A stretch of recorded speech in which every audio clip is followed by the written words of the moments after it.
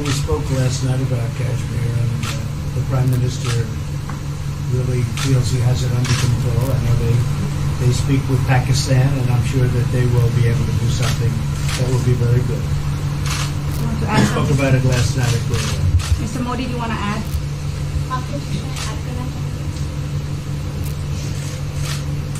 भारत और पाकिस्तान के बीच कई बायलैटरल इश्यूज हैं और पाकिस्तान के प्रधानमंत्री के चुनाव के बाद जब मैंने उनको टेलीफोन किया था तब मैंने उनसे कहा है कि पाकिस्तान को भी गरीबी के खिलाफ लड़ना है, भारत को भी गरीबी के खिलाफ लड़ना है, पाकिस्तान को भी अशिक्षा के खिलाफ लड़ना है, भारत को भी अशिक्षा के खिलाफ लड़ना है, पाकिस्तान को भी बीमारी के खिलाफ लड़ना है, भारत को भी बीमारी के खिलाफ लड़ना है। हम दोनों देश मिलकर के गरीबी के खिलाफ लड़ें, हमारी असुविधाओं के खिलाफ लड़ें और हम मिलकर के दोनों देश की आवाम की भलाई के लिए काम करें। ये संदेश मैंने पाकिस्तान के प्रधानमंत्री जी को भी दिया है और राष्ट्रपति ट्रंप से भी हमेशा हमारे इस बायलैटरल संबंधों के संबंध में बात होती रहती है। Between India and Pakistan, there are many bilateral issues, and after Mr. Imran Khan became the Prime Minister of Pakistan, I called him up to congratulate him, and I told him that Pakistan needs to fight poverty, India too. Pakistan needs to fight illiteracy, India too. Pakistan needs to fight disease, India too. And so together, let us join our forces to fight poverty and all the ills that are facing our two countries. Let us work together for the welfare of the people of our two countries. And this is the message that I keep giving my counterpart in Pakistan. Along with President Trump, we also keep talking about the different bilateral issues between us. Mr. Modi, would you like to have President Trump be involved in negotiating between Pakistan and India? Bharat और पाकिस्तान के सारे issues bilateral हैं और इसलिए हम दुनिया के किसी भी देश को इनके लिए कष्ट नहीं देते हैं और मुझे विश्वास है कि भारत और पाकिस्तान जो 1947 के पहले एक ही थे, हम मिलजुल करके हमारी समस्याओं पर चर्चा भी कर सकते हैं और समाधान भी कर सकते हैं। India and Pakistan have all the issues are of bilateral nature, and we do not want to give pains to any country in the world to in fact try to do anything in this, because these issues are bilateral. And I trust that before 1947, when we were one country, then even afterwards we can find solutions through discussions. Mr. President, is that offer still on the table?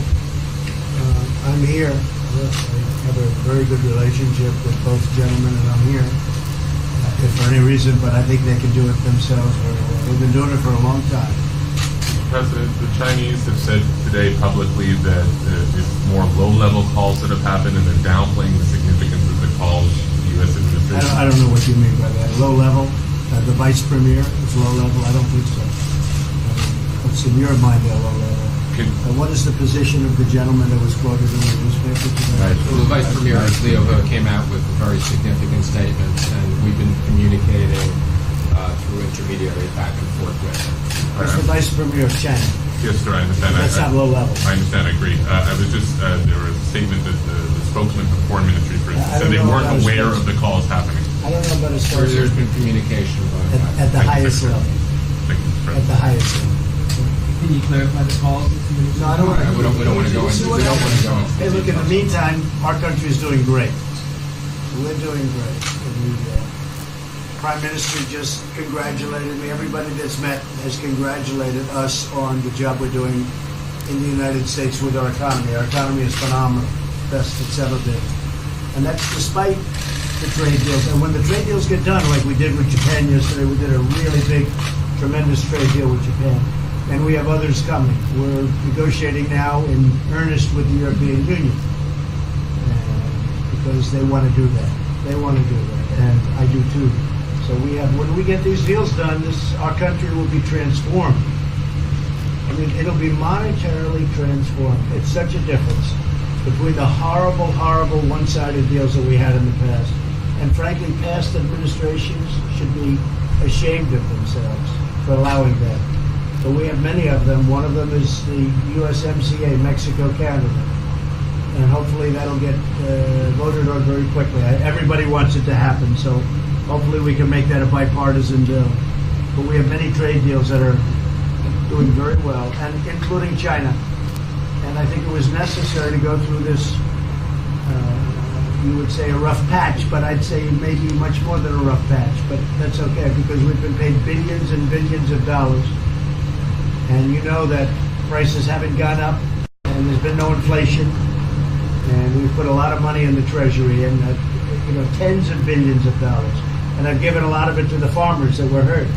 I've been able to give a lot of money, compliments of China, to the farmers that were hurt, because we gave them 16 billion and we gave them 12 billion the year before. That made them whole.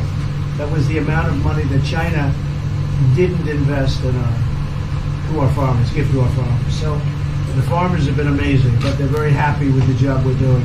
But eventually they're going to be the biggest, or one of the biggest beneficiaries. Okay? Mr. President, did you attend the climate session? Say it? Did you make it to the climate session? Were there any conclusions that you should I'm going to. In fact, it's going to be our next session. So we haven't had it. Do you have a message that you'd like to deliver to? No, I want clean air and clean water. And we're right now having the cleanest air and cleanest water on the planet. But that's what I want. I want absolutely clean air and clean water. Mr. President, just briefly back on China, we saw the comments from you about wanting calm. Calm, exactly. Just wondering if you can clarify what you meant about the call. Was that with lighthearted? I don't want to talk about calls. We've had calls. We've had calls at the highest levels. But I don't want to talk about that. But the Vice Chairman put out a statement last night that was a statement and saying that he wants to make a deal and he wants calm. And I think it's a very good word to use, calm. Not a word that I use that often, but it's a good word to use. And I think it's one of the reasons that's a great country. I mean, they understand. I think that message also helps with respect to Hong Kong. I really do. I think it makes it easier for Hong Kong to do something. And I think that President Xi will do something with Hong Kong. I really think that message is a good message with respect to what the ultimate outcome is in Hong Kong. Very, very positive message. And we appreciated it. We appreciated it. What else? Anything else? Mr. President, what are your latest thoughts on your threat on pulling out of the WTO? And if you do, can I also ask Mr. President Modi what your response to that in terms of how it will affect India's trade strategy? Well, we haven't been happy with the WTO, but now we're winning cases. We won the big Airbus cases, you know. It's a tremendous case. I mean, it's billions of dollars. That was a very recent victory, and we're winning cases now. We're being treated more fairly now in the WTO, which we appreciate. मुझे लगता है कि हम दोनों को बात कीजिए, हम दोनों बात करते रहेंगे. जब जरूरत पड़ेगी आप लोगों को जरूर जानकारी पहुंचाएंगे. He actually speaks very good English. We just don't want to talk about it. I think that you should let us discuss these things, and when we feel need, we will communicate to you. Mr. President, Russia has just recently said they have no intention of asking to be readmitted to the G7. However, No, I wouldn't expect they'd ask, because why would he's a proud man. He's done a real job, and why would he ask? No, it's something we discussed, and it's under discussion now. No votes or anything, but I would be inclined to say yes, and so would others, and some probably wouldn't be, but it's just a discussion. No, I would think that he wouldn't do that because he's a proud man. He wouldn't ask, but if something would happen, he would be asked, and I'm sure he would say yes to that. do you have any indication from them that they would accept? No, I think it was a very good discussion. It was the initial discussion, but it was a very good discussion. But I think it would be appropriate. I think it would be good for Russia. I think it would be good for everybody. I think it would be a positive. But it's just a discussion that we had. It was a very interesting discussion and very, I think, pretty even. I think ultimately people like the idea.